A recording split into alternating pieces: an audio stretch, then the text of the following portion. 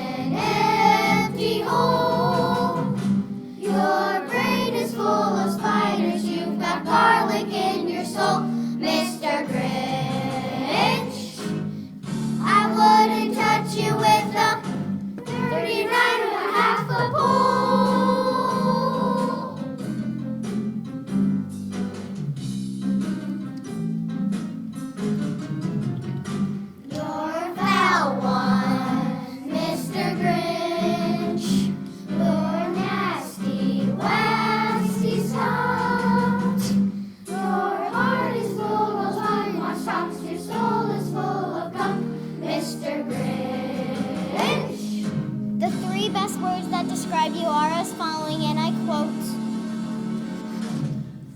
"Sing, sing, song."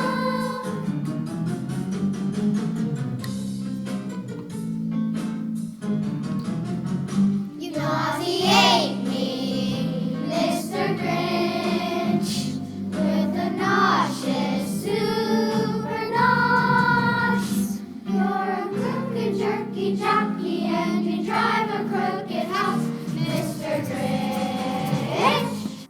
Every Who down in Whoville liked Christmas a lot. But the Grinch, who lived just north of Whoville, did not. The Grinch hated Christmas, the whole Christmas season. Now, please don't ask why. No one quite knows the reason. It could be his head wasn't screwed on just right. It could be perhaps that his shoes were too tight. But I think that the most likely reason of all may have been that his heart was 2 sizes too small. But whatever the reason, his heart or his shoes, he stood there on Christmas Eve, hating the Who's, staring down from his cave with a sour, Grinchy frown at the warm, lighted windows below in their town, for he knew every Who down in Whoville beneath was busy now hanging a mistletoe wreath. And they were hanging on their stockings. He snarled with a sneer, "Tomorrow is Christmas, it's practically here." Then he growled, with his Grinch fingers nervously drumming, "I must find some way to stop Christmas from coming." For tomorrow, he knew, all the Who girls and boys would wake bright and early. They'd rush for their toys, and then, oh the noise, noise.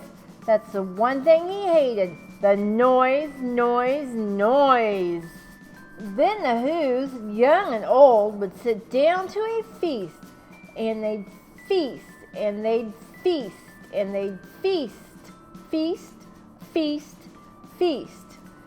They would feast on Who pudding and rare Who roast beef, which is something the Grinch couldn't stand in the least.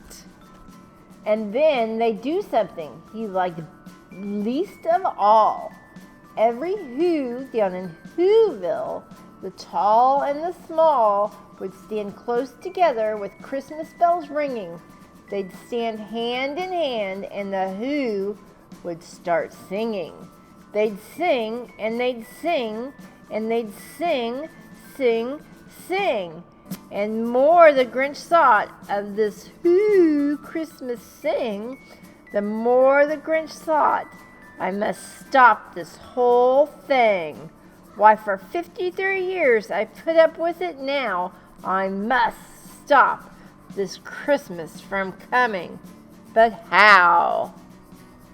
Then he got an idea, an awful idea. The Grinch got a wonderful, awful idea. "I know just what to do," the Grinch laughed in his throat, and he made a quick Santa Claus hat and a coat. And he chuckled and chuckled. What a great Grinchy trick with this coat and this hat. I look like Saint Nick. All I need is a reindeer. The Grinch looked around. But since reindeer are scarce, there are none to be found. Did that stop the old Grinch? No! The Grinch simply said, "If I can't find a reindeer, I'll make one instead." So he called his dog Max. Then he took some red thread and he tied a big horn on top of his head. Then he loaded some bags and some old empty sacks on a ramshackle sleigh, and he hitched up old Max. Then the Grinch said, "Giddy up," and the sleigh started down. towards the homes where the Who lay a snooze in their town. All their windows were dark. Quiet snow filled the air. All the Who's were all dreaming sweet dreams without a care. When he came to the first little house on the square, this is stop number 1. The old Grinchy claws hissed, and he climbed to the roof, empty bag in his fist. Then he slid down the chimney, a rather tight pinch. But if Santa could do it, then so could the Grinch. He got stuck only once for a moment or two. Then he stuck his head out of the fireplace flue, where the little Who's stockings all hung in a row. These stockings, he grinned, are the first things to go. Then he slithered and slunked with a smile most unpleasant around the whole room, and he took every present. Pop guns and bicycles, roller skates, drums, checkerboards, tricycles, popcorn, and plums. And he stuffed them in bags. Then the Grinch very nimbly stuffed all the bags one by one up the chimney. He slunk to the icebox. He took the Who's feast. He took the Who pudding. He took the roast beast. He cleaned out that icebox as quick as a flash. Why, that Grinch even took their last can of Who hash. Then he stuffed all the food up the chimney with glee, and now, grinned the Grinch, I will stuff up the tree. And the Grinch grabbed the tree, and he started to shove, when he heard a small sound like the coo of a dove. He turned around fast, and he saw a small Who, little Cindy Lou Who was not more than 2. The Grinch had been caught by this tiny Who daughter, who got out of bed for a cup of cold water. She stared at the Grinch and said, "Santa Claus, why are you taking our Christmas tree? Why?" But you know that old Grinch was so smart and so slick, he thought up a lie, and he thought it up quick. "Why, my sweet little tot," the fake Santa Claus lied, "there's a light on this tree that won't light on one side, so I'm taking it home to my workshop, my dear. I'll fix it up there, then I'll bring it back here."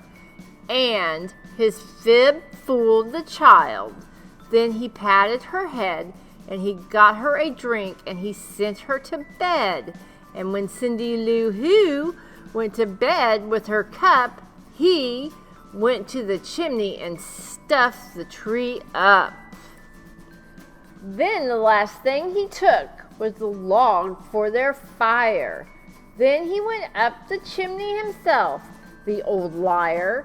On their walls he left nothing but hooks and some wire, and the one speck of food that he left in the house was a crumb that was even too small for a mouse.